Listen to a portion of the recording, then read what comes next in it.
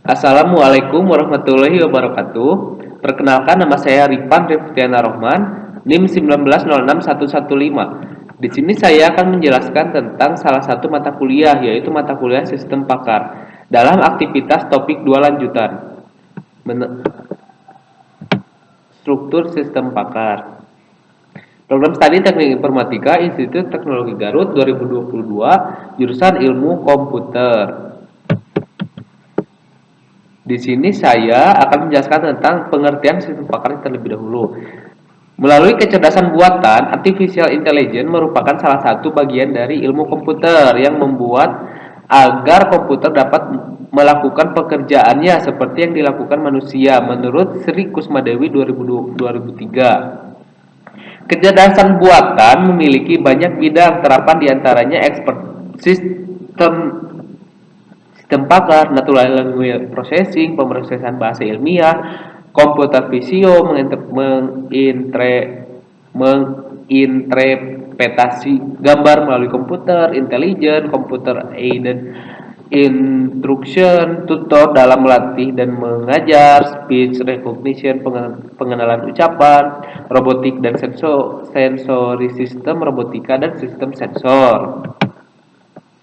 Sistem pakar adalah suatu sistem informasi yang berusaha mengadopsi pengetahuan dari manusia ke komputer agar komputer dapat menyelesaikan masalah layaknya seorang pakar menurut Sri Kusmadewi 2003. Sedangkan pengertian sistem informasi adalah kumpulan elemen yang saling berhubungan satu dengan yang lainnya untuk membentuk suatu kesatuan yang mengintegrasikan data, memproses dan menyimpan serta mendistribusikan informasi tersebut menurut Budi Sutejo 2006. Pada dasarnya, sistem pakar diterapkan untuk mendukung aktivitas pemecahan masalah. Beberapa aktivitas pemecahan masalah yang dimaksud seperti berikut ini menurut Lestari 2012. Yang pertama ada interpretasi data melalui kesimpulan atau deskripsi dari sekumpulan data mentah, mengambil keputusan dari hasil observasi, termasuk pengenalan ucapan, analisis citra, interpretasi sinyal, dan lain-lain. Yang kedua ada prediksi, memproyeksikan akibat-akibat yang memungkinkan dari situasi-situasi tertentu. Contoh prediksi demografi, prediksi ekonomi, prediksi saham, dan lain-lain. Diagnosis, menentukan sebab malfungsi dalam situasi kompleks yang didasarkan pada gejala-gejala yang teramati, diagnosa medis, elektronis, mekanisme, dan lain-lain.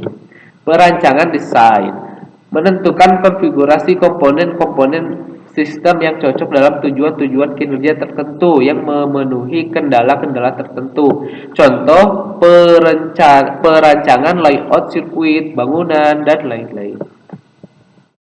Yang kelima ada perancangan, yaitu merencanakan serangkaian tindakan yang akan mencapai sejumlah tujuan dengan kondisi awal tertentu. Contoh perancangan keuangan, militer, dan lain-lain. Monitoring, membandingkan hasil pengamatan dalam kondisi yang diharapkan. Contoh computer aided monitoring system. Yang ketujuh ada debugging, menentukan dan menginterpretasikan cara-cara untuk mengatasi malfungsi. Contoh, memberikan resep obat terhadap kegagalan. Yang kedelapan ada instruksi, mendeteksi dan mengoreksi defisiensi dalam pemahaman domain subjek. Contoh, melakukan instruksi untuk diagnosis dan debugging. Yang kesembilan ada kontrol, mengatur tingkah laku tempat environment yang kompleks. Contoh, melakukan kontrol terhadap interpretasi, memprediksi perbaikan dan monitoring ke